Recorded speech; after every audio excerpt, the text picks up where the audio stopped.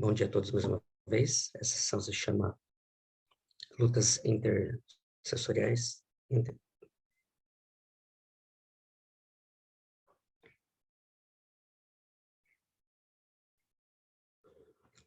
Num contexto de degradação dos direitos humanos em escala global, as vidas estão em ataque.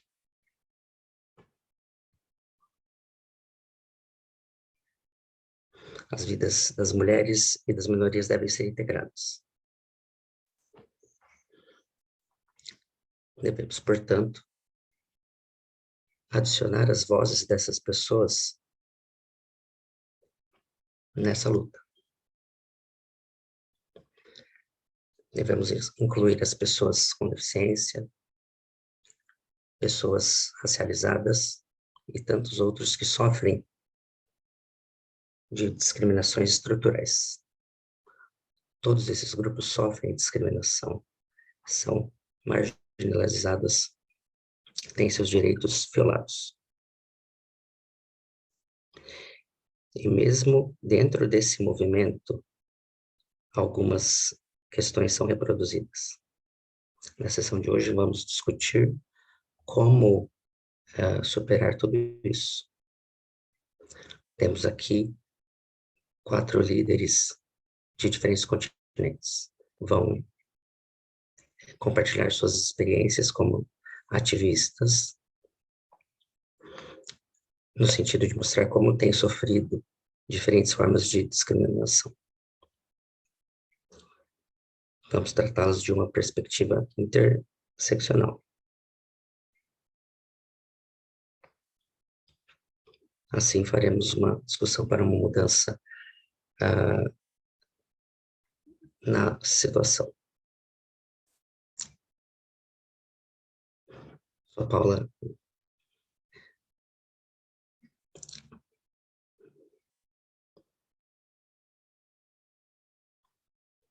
Sou membro da Camponeses e estou liderando uma agenda para integrar as pessoas de multigênero há mais de 7 anos. É um prazer.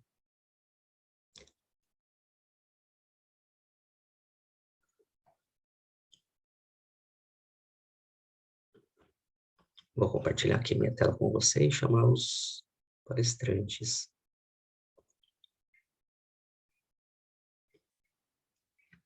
Como disse, temos 4 grandes líderes. Eu gostaria de chamar a Sword para se apresentar.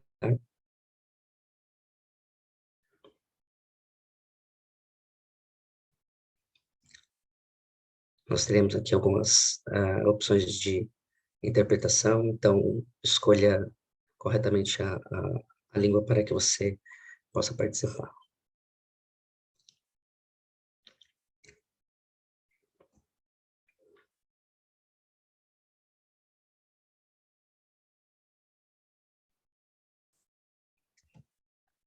Muito obrigada, Paula. Eu me chamo Suad, eu venho da Tunísia. Eu sou militante dos direitos humanos e uma militante de esquerda. O meu trabalho consiste principalmente, além de ser engenheira agrônoma, é, é, sou membro da Associação Tunisiana de Mulheres, das Mulheres Democráticas e de uma outra associação em luta pela igualdade, principalmente, a dignidade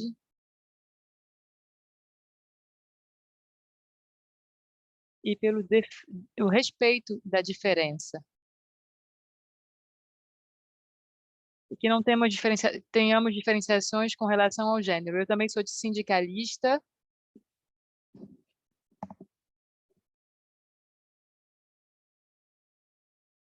E como as 2 organizações das quais eu faço parte estão na Marcha Mundial das Mulheres, eu também sou coordenadora da Marcha Mundial das Mulheres na Tunísia, membro da coordenação da Marcha Mundial das Mulheres, da coordenação. Muito obrigada, Suado. Agora eu gostaria de convidar o Adi para se apresentar.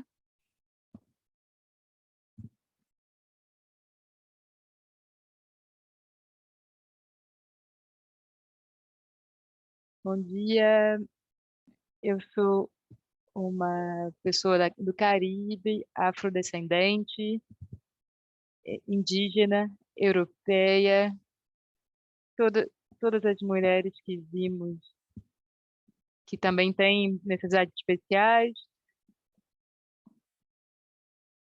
Eu sou uma agricultora, uma camponesa e uma ativista também pela soberania alimentar.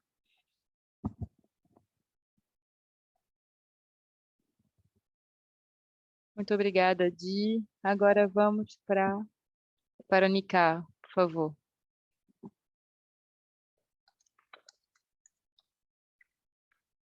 Olá, tudo bem? Eu me chamo Nika. Eu sou de Taiwan. Eu,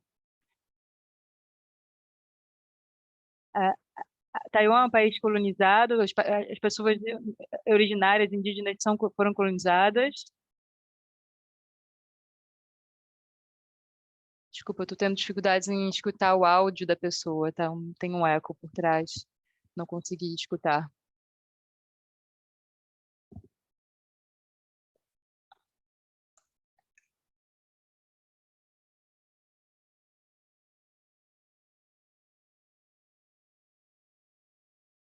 Kelvin, eu acho que agora é o Kelvin que vai falar. Por favor, Kelvin, pode se apresentar?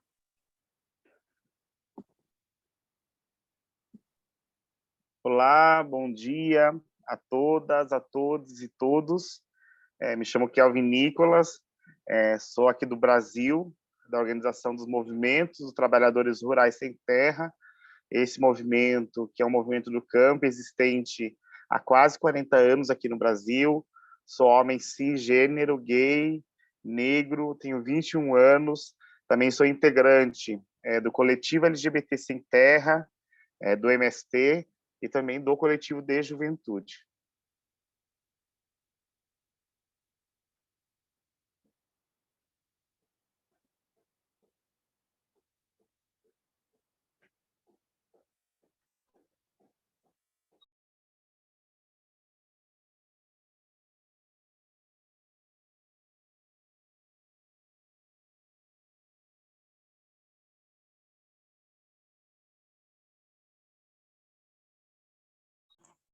Obrigado a todos por se apresentarem. Essa sessão vai se dividir em 3 blocos.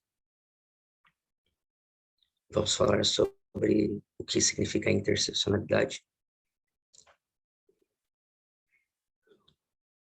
E vamos tentar abordar a relação dialetal entre público e privado.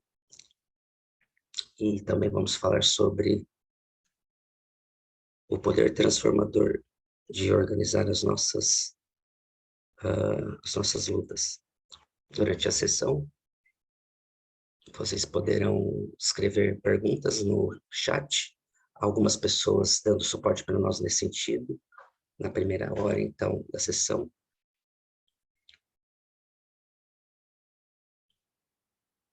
Nós vamos transmitir então ao vivo, depois vamos para a sala do Zoom, para uma sessão mais interativa. Então, para começar, eu gostaria de entender o que a interseccionalidade significa. Eu gostaria, então, de perguntar a Di se ela poderia trazer o conceito de interseccionalidade e a sua conexão com a sua própria experiência. Claro, Paula. A interseccionalidade vem do trabalho negro e feminista e, sobretudo, da advogada negra Emily.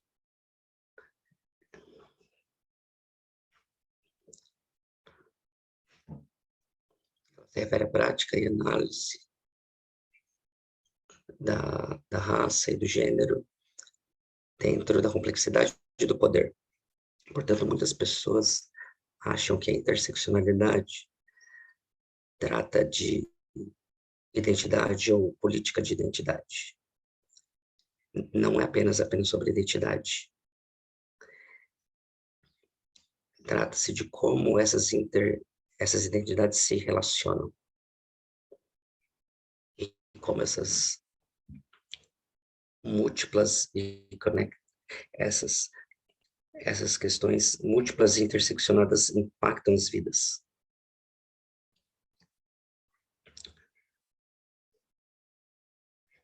Se você não incluir a raça na sua análise, você não está falando de interseccionalidade.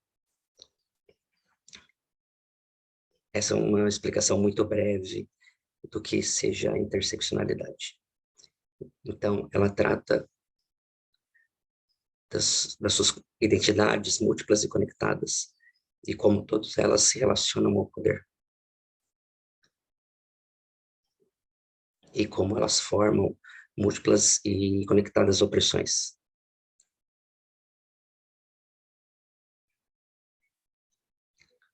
Esse conceito me impactou como uma mulher negra.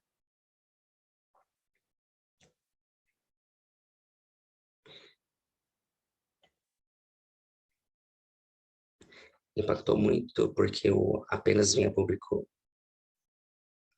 no ano passado ser uma mulher negra, caribenha, ser uma pessoa com necessidade especial. Eu passo por muitas formas de opressão. O racismo, a violência estrutural,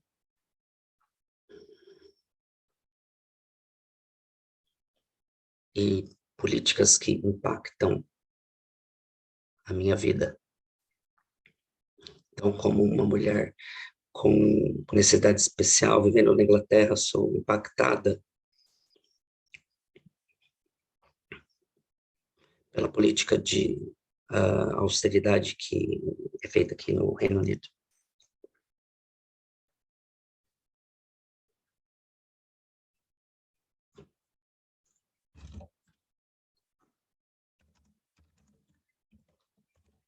Muito obrigado, Di, por essa apresentação. Gostaria de chamar agora o Kelvin. O Kelvin vem do Brasil, eu também sou do Brasil. E estamos celebrando que tiramos esse governo fascista do governo, que ficou até 31 de dezembro. Kelvin, você poderia ligar a sua câmera?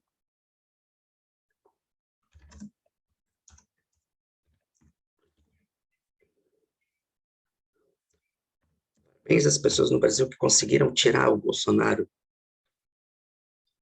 Mas a gente queria ouvir de você. Como esse contexto fascista no Brasil, nesses últimos 4 anos, ainda impacta a nossa vida? Como foi como foi essa questão para tantas minorias, para os negros, LGBT, pessoas do campo? Você podia falar um pouquinho desse contexto? Sim, Paula. Acho que primeiro identificar o fascismo, né? Que fascismo é esse que estamos falando, né? Primeiro que o fascismo, eu costumo dizer que ele é o método coletivo de aniquilamento perverso da vida, né? E não é só da vida, porque se a gente for pegar o que mais nos seduziu no fascismo, mas ao mesmo tempo no mais nos atacou, foi as formas como o fascismo se organiza na sociedade. O fascismo, ele não é algo espontâneo. O fascismo, ele é algo que é organizado por células da sociedade que tem como responsabilidade incitar o ódio, mas, sobretudo, não dá para falar de fascismo sem que a gente faça um debate também de interseccionalidade, porque é falar sobre quem são sujeitos, sujeitas, políticos e políticas que sofrem cotidianamente com as mazelas e as amarras do fascismo na sociedade, né? Se não a população negra, se não a juventude, se não os sujeitos LGBTQIA+, as mulheres e assim por diante. Primeiro, destacar que para nós do Brasil é uma grande vitória, né?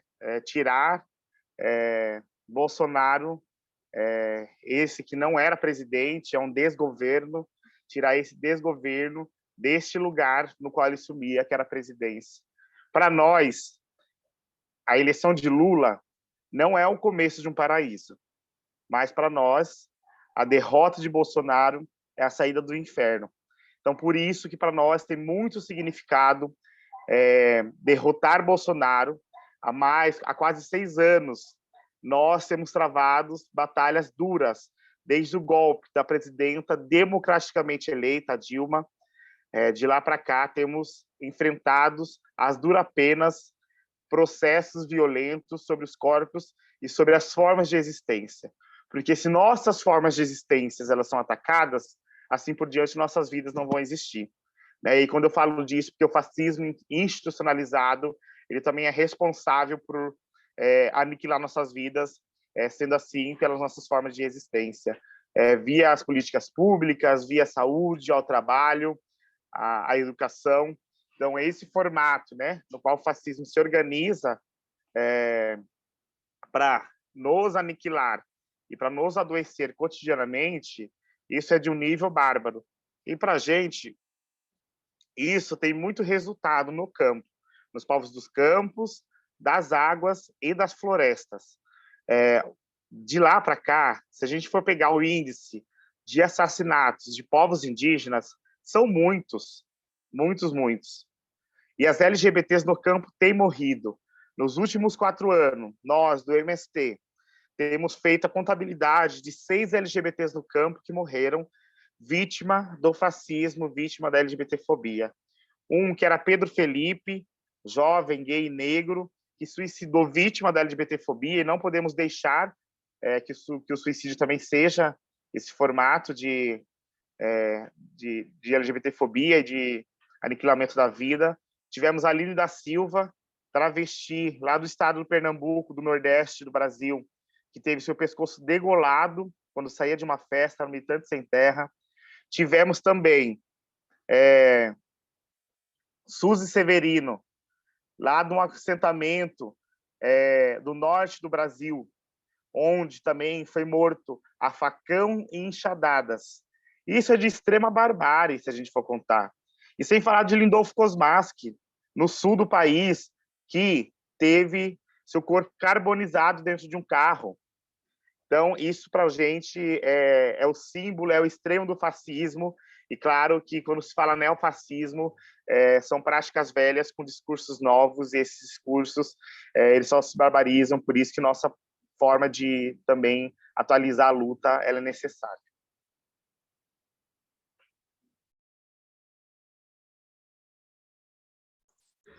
Obrigado, Kelvin. Muito obrigada, Kelvin, por ter descrevido esse cenário horrível que vivemos durante os 4 anos de governo Bolsonaro no Brasil, e esperamos que essa situação comece a mudar a partir de agora. Sabemos que ainda não é o paraíso, como você mesmo disse. E agora eu gostaria de convidar a Suada, que também vem de um contexto bem complexo, bem complicado, no Oriente Médio e na África do Norte, que é uma região cheia de conflitos armados. Então, Suada, você pode ativar o microfone e a câmera. Eu gostaria que você descrevesse um pouco para a gente o que as mulheres e as pessoas com gêneros diversos enfrentam enquanto pessoas vulneráveis dentro desses conflitos nessa região. Muito obrigada, Paula. Com relação às mulheres, eu acho que a vulnerabilidade ela existe com relação às mulheres e às pessoas de gêneros diferentes. A vulnerabilidade não é específica com relação... não há uma definição simples para isso. a gente tem que se perguntar com relação a que fator de vulnerabilidade, porque a vulnerabilidade tem aspectos que dependem de diferentes fatores e características físicas também. Também tem a segunda questão com relação aos conflitos armados, e que também estão presentes, mas os fatores socioeconômicos, políticos e culturais. E o capital humano e social, o acesso à educação, à saúde, à moradia, o nível socioeconômico, a repartição dos agregados familiares, a divisão das famílias. As mulheres e as pessoas com gêneros diferentes, de maneira diversa, de maneira geral, enfrentam o sexismo na sociedade patriarcal. E sofrem discriminações em casa, nos locais de trabalho e nas suas comunidades. Essas discriminações criam fatores de vulnerabilidade muito graves no plano social e econômico. Mas se acrescentarmos em sociedades profundamente patriarcais a vulnerabilidade com relação aos conflitos armados, sobretudo nos conflitos armados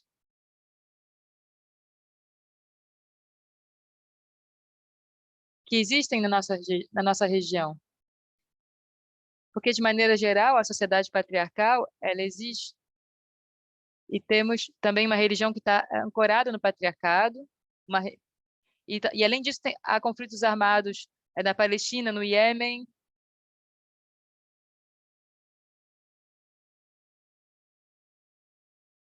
Essa vulnerabilidade ela é aumentada.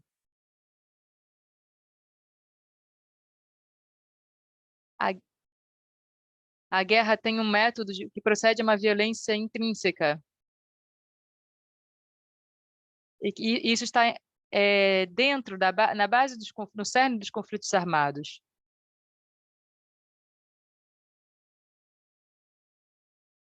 Além disso, a mesma coisa acontece com as mulheres mães, que são a base das relações sociais étnicas e que são as portadoras das gerações futuras.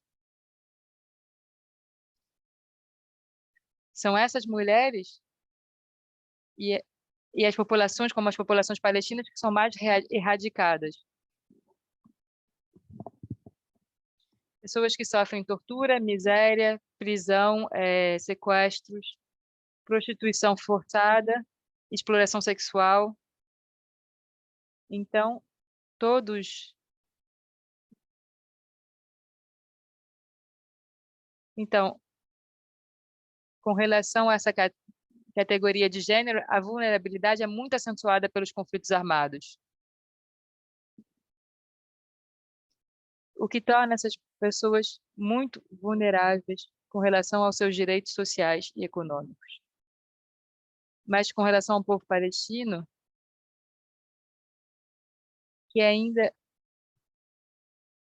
forçado a estar submisso, a ser submetido a um poder colonial, eu acho que a vulnerabilidade ela ainda é mais acentuada nesse caso, com relação às mulheres e às pessoas com diversidade de gênero.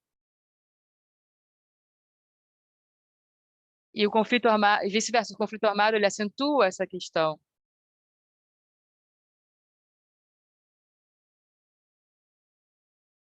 Essas categorias de mulheres e as categorias de gêneros, a diversidade de gênero, não é nem reconhecida por essas sociedades, na verdade.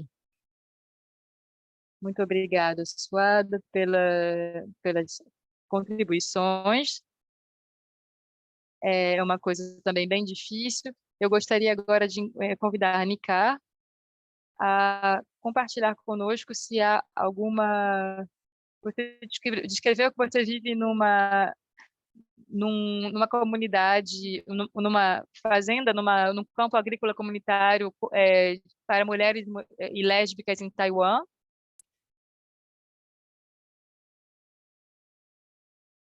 E eu queria saber o que vocês enfrentam com relação à sua identidade como mulheres e a identidade sexual.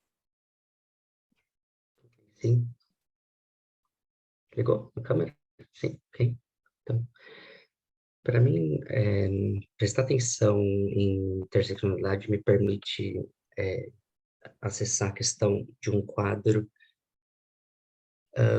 que é importante nesse movimento social. Me refiro à tendência à classe, sexualidade, gênero, idade, necessidade especial ou experiências pessoais. Esse quadro tende a privilegiar um membro do grupo como o todo, acaba, portanto, marginalizando muitas questões. Em contraste, vou colocar foco agora na multidimensionalidade das pessoas e na sua complexidade. Então, na minha experiência profissional, sou membro da Landike Farm. Ela foi fundada em 2012. Uma regra constitucional, em 2015, legalizou o casamento de pessoas do mesmo sexo em Taiwan. E ajudou as pessoas na Ásia a tentar o mesmo. Então, muitas pessoas do interior saíram do interior para se casarem. Parece, então, um quadro muito feliz. No entanto, existe um aspecto dessa questão que essas pessoas precisam de reconhecimento em Taiwan. No nível estrutural, as práticas ainda estão dominadas pelo capitalismo, pelo patriarcado. Em primeiro lugar, o sistema legal do Taiwan define os fazendeiros como os donos da terra. Como os nossos colegas fazendeiros não vêm de um quadro que eles herdaram a terra. Assim, ser uma mulher ainda significa que você tem menos chances ainda de herdar terra. Mas ainda a especulação da terra elevou muito os preços da terra. Assim, fica muito difícil conseguir terra ao longo da vida. Portanto, as pessoas não têm sido reconhecidas como produtoras. Assim, as práticas agrícolas têm sido muito conturbadas nesse sentido. Muito obrigado, Nicar, por trazer esse contexto de Taiwan. Assim, nós vamos fechar esse primeiro bloco.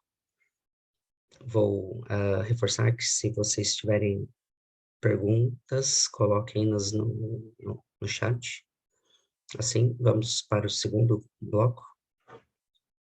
Gostaríamos de falar sobre a relação entre o público e o privado. Questões relacionadas ao amor, ao cuidado, relações emocionais são parte da vida pessoal de uma pessoa. Isso não tem lugar na vida pública. No entanto, entendemos que o privado influencia no público e o contrário também. Portanto, gostaríamos de falar sobre essa relação dialetal entre o público e o privado. Assim, gostaria de chamar o Kelvin. Kelvin, como sua orientação sexual se torna parte de uma luta política para o acesso à terra, no seu ativismo. Você poderia compartilhar isso conosco? Sim, sim. Acho que primeiro é identificar a história de cada povo, né? E aqui no Brasil é preciso identificar a história do Brasil também, porque um Brasil que é colonizado tem um processo de escravismo, né? Mais de 500 anos de escravidão, e um processo onde o fim da escravidão, né, ainda não consegue acabar com as formas de dominação sobre o povo negro, tem problemas. E esses problemas precisam ser identificados, mas, sobretudo, esses que são da expulsão do campo. Nós, como todos, fomos expulsos das nossas terras, né? Os povos indígenas, tal, mas, sobretudo, o povo preto. Queria destacar aqui que, para a gente, quando o MST começa a fazer o debate de reforma agrária popular, que ele entende que a reforma agrária clássica ela não nos cabe mais,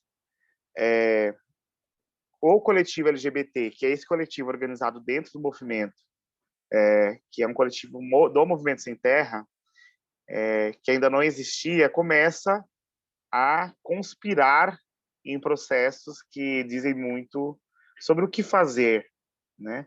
Se nós estamos sofrendo um processo de violências, se nós sempre estivemos, nós, sujeitos LGBTs, sempre estivemos dentro dos movimentos e organizações do campo, mas sempre de uma forma invisibilizada, sempre de formas clandestinas, não podiam expor a sexualidade, a forma de ser no campo, porque o campo ele é o retrato de uma masculinização que traz consigo três elementos simples e básicos do patriarcado, que um é a propriedade privada, o outro é o heterossexismo e um terceiro que é a divisão sexual do trabalho, que se faz constantemente, se faz uma constante no campo. Então, ter esses elementos, né, como centralidade do campo também, nos coloca desafios de como também se posicionar e de como se colocar a partir de uma identidade política, né, porque assumir, né, e se reconhecer enquanto corpo diferente, corpo LGBT, corpo excluídos, que estão às margens dessa sociedade, você também assume uma identidade política. Primeiro, o debate surge por aí. Quem são os sujeitos políticos construtores de um projeto de reforma agrária popular? É possível falar de liberdade dos corpos sem falar da liberdade da terra? Ou vice-versa? É possível falar da liberdade da terra sem falar dos corpos que vivem nela?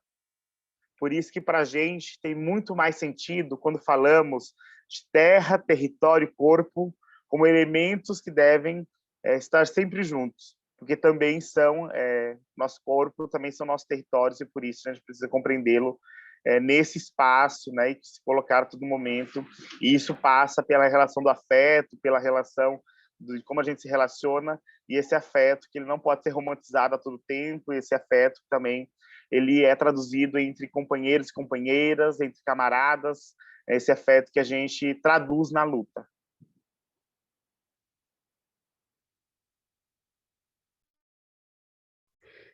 Brilhante, Kelvin. Foi muito claro como os nossos corpos são parte da luta. E eles são parte também da luta política. Di, agora você poderia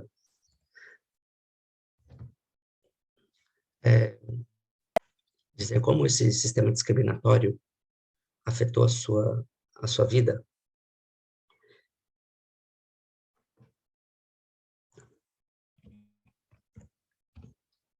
Claro. Eu sou uma herança desse sistema. Eu sou fruto desse sistema. Eu estou no centro disso.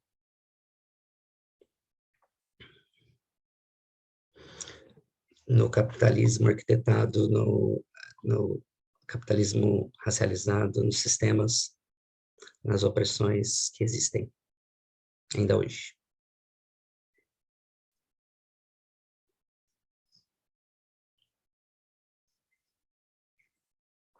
baseado na escravidão, no tráfico de pessoas para o Caribe e a América do Sul.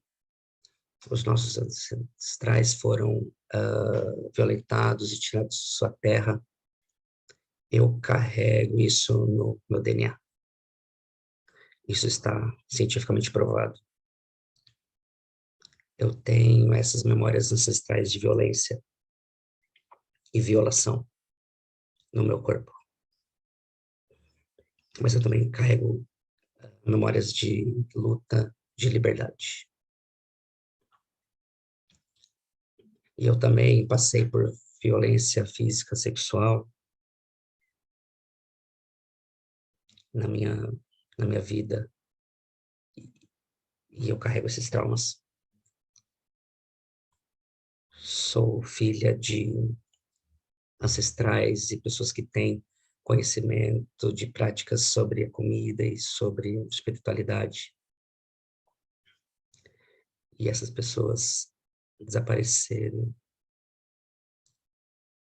foram assassinadas. Minhas habilidades, o meu conhecimento, as minhas práticas, a minha carga intelectual. Eu sofro violência em todos esses sistemas.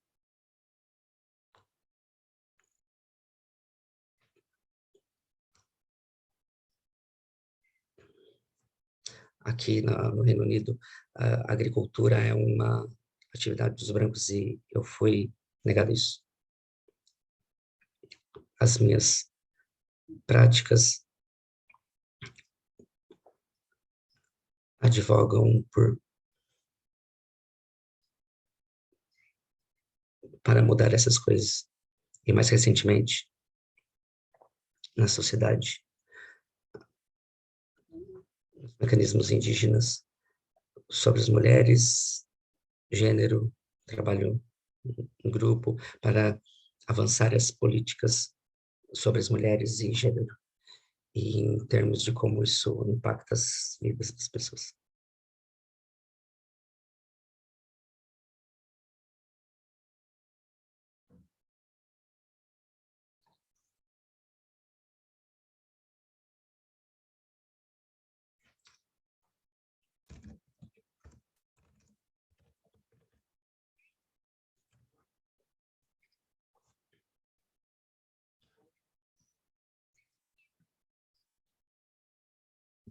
Então, eu sempre falei muito abertamente da minha orientação sexual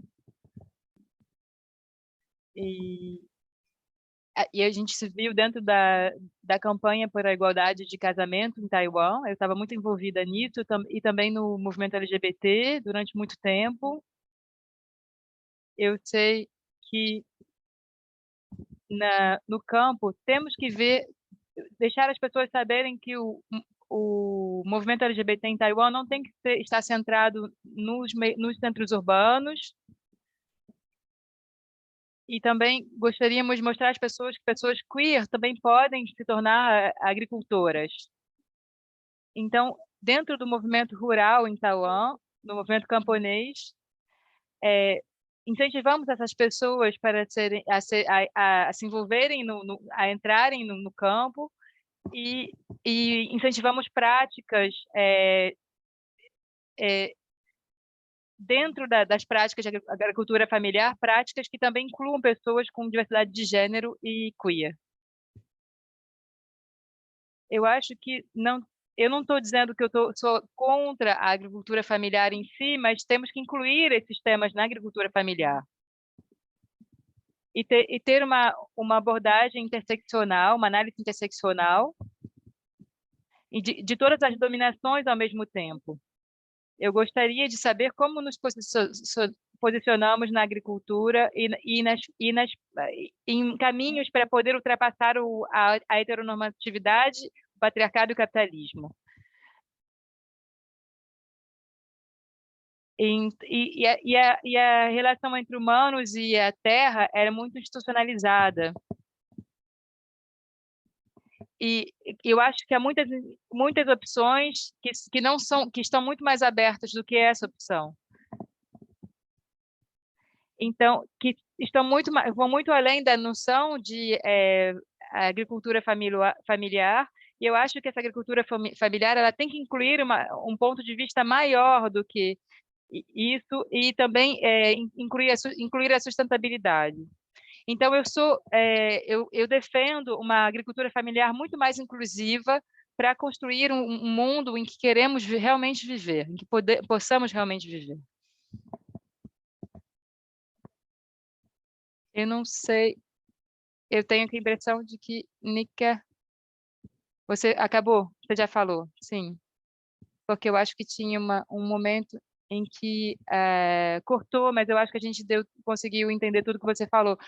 Muito obrigada, Nica. Nica, agora, Suado, você vem da Marcha das Mulheres, Marcha Mundial das Mulheres, que é um dos movimentos feministas maiores no mundo, e como essas práticas transformam as histórias pessoais dos seus membros em ações coletivas e políticas para mudanças no sistema, mudanças sistêmicas. Muito obrigado, Paula. Só para dizer que a Marcha Mundial das Mulheres ela é predominante na justiça de gênero e na luta contra o patriarcado, através de uma perspectiva feminista transversal. Por exemplo, a violência é visibilizada e a gente visibiliza as diferentes formas de violação. E as questões que estão na base da sociedade. E os efeitos do sistema patriarcal e neoliberal. Nesses sistemas há várias camadas de dominação, como o machismo, o colorismo, o racismo, o elitismo, o capitalismo, o colonialismo, o autocentrismo e outras camadas. A mesma coisa, temos um olhar sobre o poder, compreender que por trás de cada conflito há relações de poder.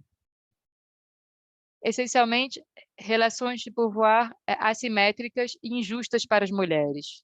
As mulheres têm tudo isso por trás da relação de poder.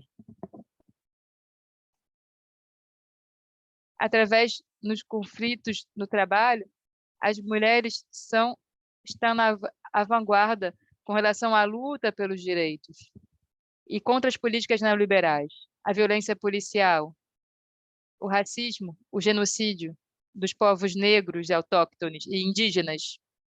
Elas defendem a autonomia dos seus corpos, elas reclamam uma vida sem violência, reivindicam uma vida sem violência. Elas estão na primeira linha, na linha de frente da luta, dentro das suas culturas e dos seus modos de vida. Desculpa, Suada.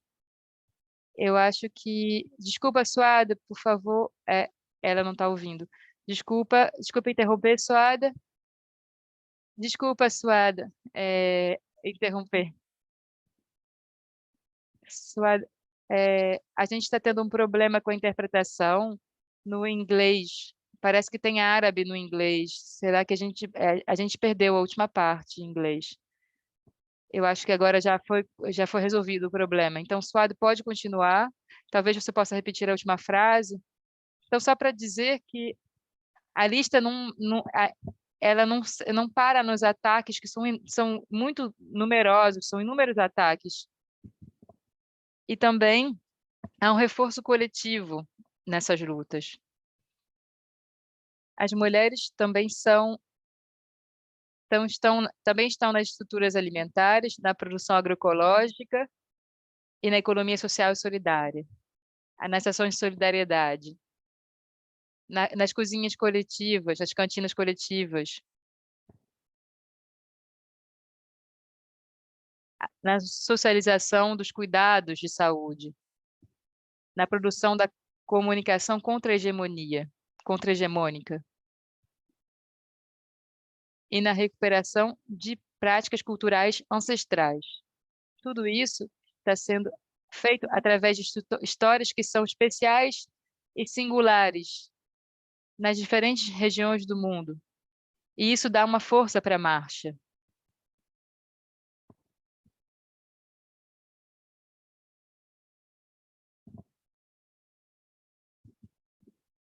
eu vou passar só para dizer que o nosso desafio para o próximo período é de reforçar o processo de luta. Já construímos uma perspectiva de pluralidade no, no tema da resistência ao modelo atual. Gostaríamos de ir em direção ao desmantelamento no modelo baseado na injustiça, na exploração, e construir um modelo que prone a sustentabilidade e a vida.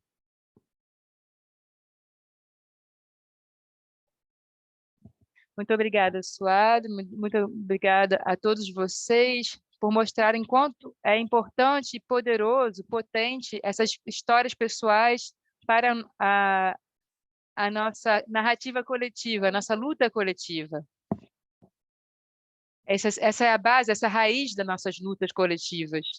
Então, agora, de novo, vamos passar para o terceiro bloco, no qual vamos falar de organização, o poder de transformação das organizações. Então, eu gostaria de começar com a Nicar. Nicar, qual é o poder da Land Dyke Family Farm, da qual você faz parte? Quais foram os seus sucessos, seus êxitos alcançados dentro dessa organização? Sim, muito obrigada, Paulo. Para mim, pessoalmente, Land Dyke, ela tem um poder muito forte na minha vida. Eu sou pesquisadora, agricultora, camponesa e educadora.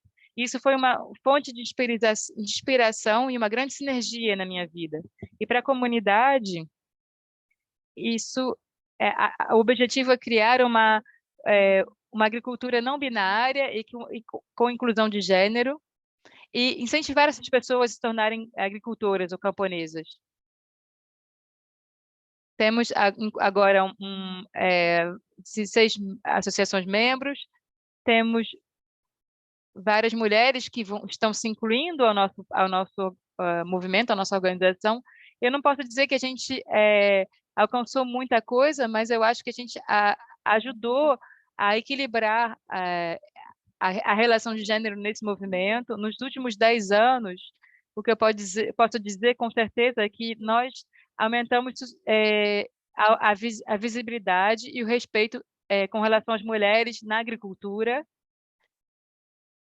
e, em especial, pessoas jovens e queer, elas estão inspiradas para se tornarem agricultoras também. Não podemos ensinar a elas como se tornar ricas e pessoas com sucesso, mas ensinar essas pessoas como serem mais respeitosas e terem uma relação com a natureza e com a sociedade.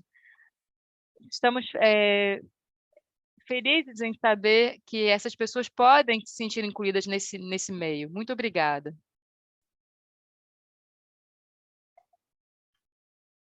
Obrigado, Ricardo. Grandes conquistas e inspiração para outras comunidades.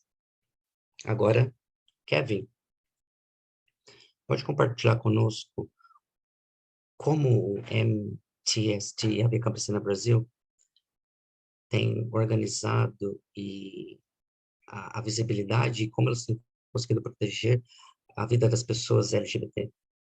Você já mencionou essa série de ataques e assassinatos que vocês sofreram. Como vocês se organizam para superar essa situação? Certo, acho que primeiro a gente iniciar falando das experiências, né? Acho que a gente teve uma primeira experiência de forma virtual no processo de pandemia.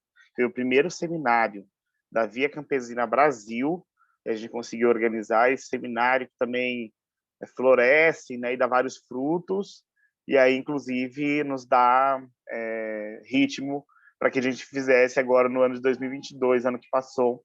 A gente fez o segundo seminário de forma presencial, onde a gente reuniu de 80 a 100 militantes LGBTs das organizações da Via Campesina no Brasil, mas também de 6 países Sul-América, que também se deslocaram de seus países de origem para estar, de suas organizações, para estar no Brasil, compartilhando dos saberes, mas também traçando táticas, estratégias de forma de enfrentamento à LGBTI mais fobia no campo. Primeiro, que desses seminários sai uma campanha permanente contra a LGBTfobia. Essa campanha que vai ser, inclusive, lançada esse ano. A campanha ela está sendo sistematizada, ela está sendo ainda, né, introduzida dentro das organizações para que, em maio desse ano, a gente possa, no dia 17 de maio, dia de combate à LGBTfobia, possa também lançar uma campanha permanente contra as violências sobre os corpos da população LGBT. E essa campanha, ela não é uma campanha de boca, ela é uma campanha que tem todo sentido, porque ela acompanha uma metodologia de acompanhamento que também faz com que toda a nossa militância, seja ela LGBT ou não, esteja assumindo tarefa permanente durante essa campanha. Essa campanha que vai ter materiais audiovisuais, materiais como também jornais que vão para os assentamentos, acampamentos, para os territórios, para as escolas do campo, para as cooperativas, para que também esses espaços sejam espaços também de fortalecimento das relações e de novas relações humanas emancipadas.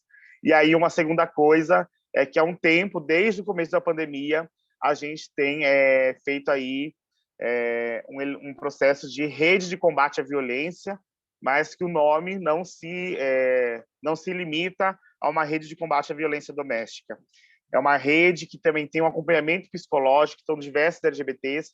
Durante 4 anos, a gente passou mais de mil pessoas, entre elas muitas LGBTs, mulheres, população negra, que a nossa militância está adoecendo e está sendo vítima diariamente dessas violências. Então, por isso que a rede como um todo, mas também essas campanhas, essas formas de organizarmos em nossos movimentos também tem surgido efeito.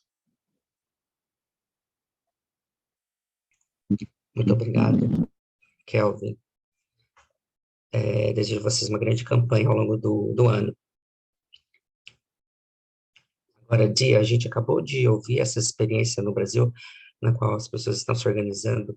Você aí está se organizando na Inglaterra. Poderia nos dizer um pouquinho mais sobre esse trabalho dos grupos comunitários aí? Ok. Nós temos uma aliança de trabalhadores do campo para dar suporte aos seus membros. Temos grupos setoriais, também temos grupos de identidade.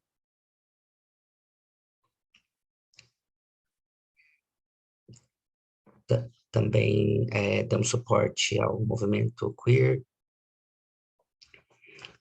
e trabalhamos com a questão de elevação à liberdade de gênero e racial, com essas pessoas marginalizadas e trabalhadores dessas minorias.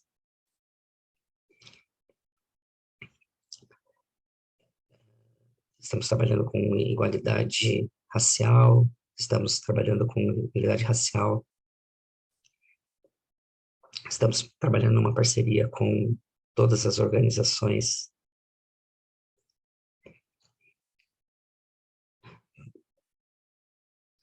sobre justiça na terra.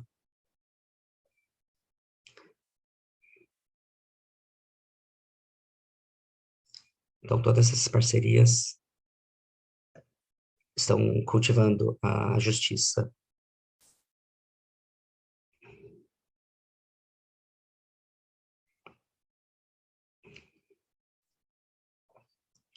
Uma série de fanzines e podcasts que dão voz e aumentam a visibilidade das nossas existências, celebram nossas existências.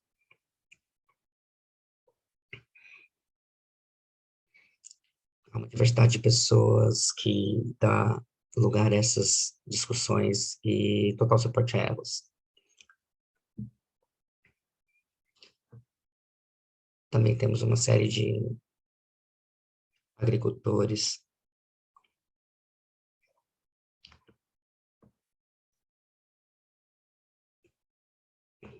que trabalham, inclusive, para essa sessão aqui.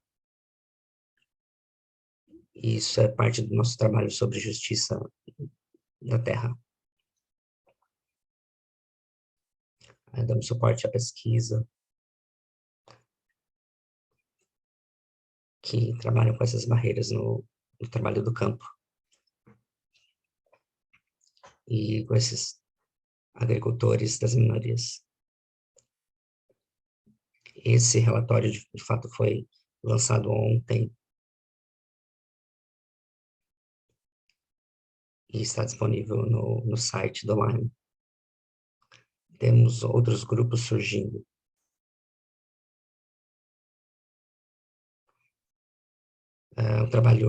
Um grupo de trabalho sobre mulheres e gênero no trabalho do campo. E outras pessoas que realmente representam seus interesses. Então, as pessoas estão indo além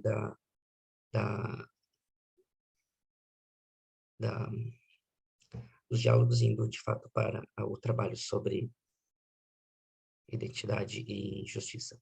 Obrigado, Jay. Parabéns pelo trabalho que vocês têm feito. E com relação ao comprometimento que vocês têm colocado.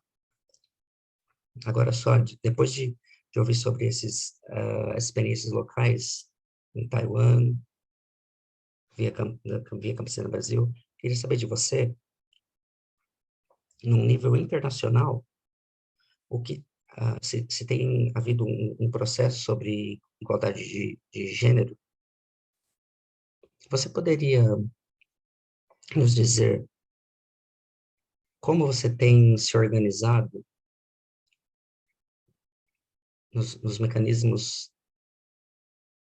sobre segurança alimentar e quais são as demandas das pessoas indígenas nesses espaços e quais são os desafios que você tem encontrado e o que você já pôde mudar nesse processo de negociação?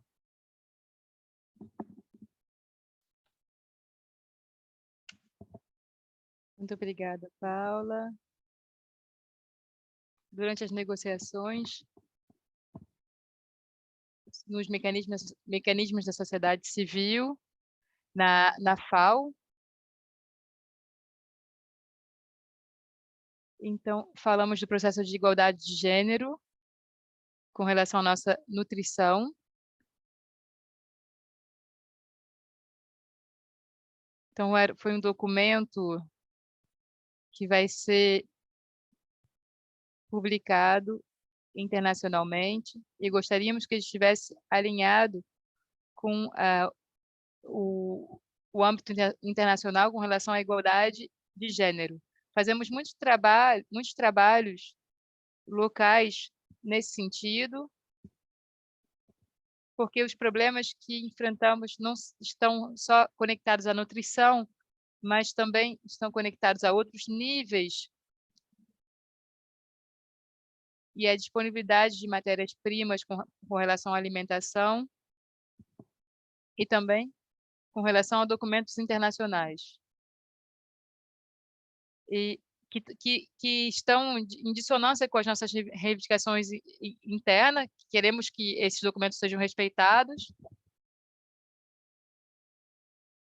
E esses documentos podem nos ajudar a consolidar as nossas reivindicações internas. A gente utiliza, por exemplo, a agroecologia no nosso sistema agrícola, então podemos fazê-lo com relação a um referencial que seria mais ou menos internacional, se basear nesse referencial que seria mais ou menos internacional. E também com relação a tudo que afeta as discriminações de gênero, tudo que diz respeito às discriminações de gênero. Isso é muito importante na nossa luta, na nossa solidariedade com relação à discriminação, que está ancorada, baseada no cerne da nossa sociedade patriarcal e conservadora. A mesma coisa podemos ver com relação ao nosso sistema alimentar que essas injustiças podem ser visibilizadas através do sistema alimentar. As pessoas, as mulheres são tocadas de modo particular, de modo especial, afetadas de modo especial dentro desse sistema. A mesma coisa com relação aos operários agrícolas.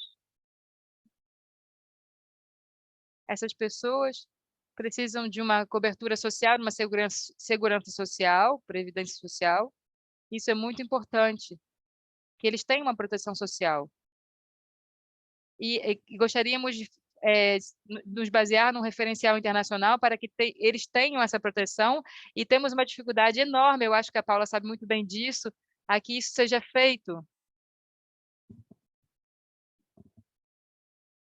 A gente se apresentou de uma maneira extraordinária, estávamos muito bem organizados, e estávamos ali para defender esses resultados internacionais dentro do nosso âmbito local. Mas enfrentamos muitas dificuldades, temos ainda muitos desafios a enfrentar, muitos obstáculos, e eu acho que esses obstáculos estão dentro das questões internacionais políticas e questões ligadas ao capital.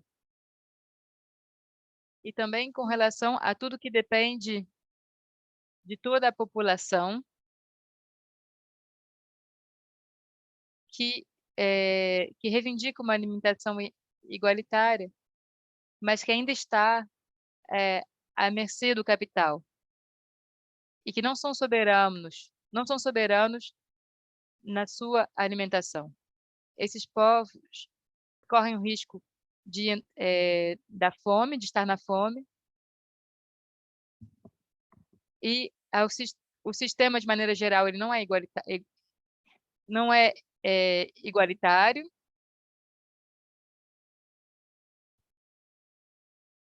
Não chamamos as pessoas para defender isso sozinhos. Eu acredito que, se estamos juntos, em comunidade, com toda a população, todas as pessoas, podemos construir essa alimentação local, soberana e igualitária. Eu acho que isso é necessário. Eu acho que é dessa maneira que vamos enfrentar esses desafios. Muito obrigada. Muito obrigada, Suad. Sim, vamos vencer. Sim, vamos vencer.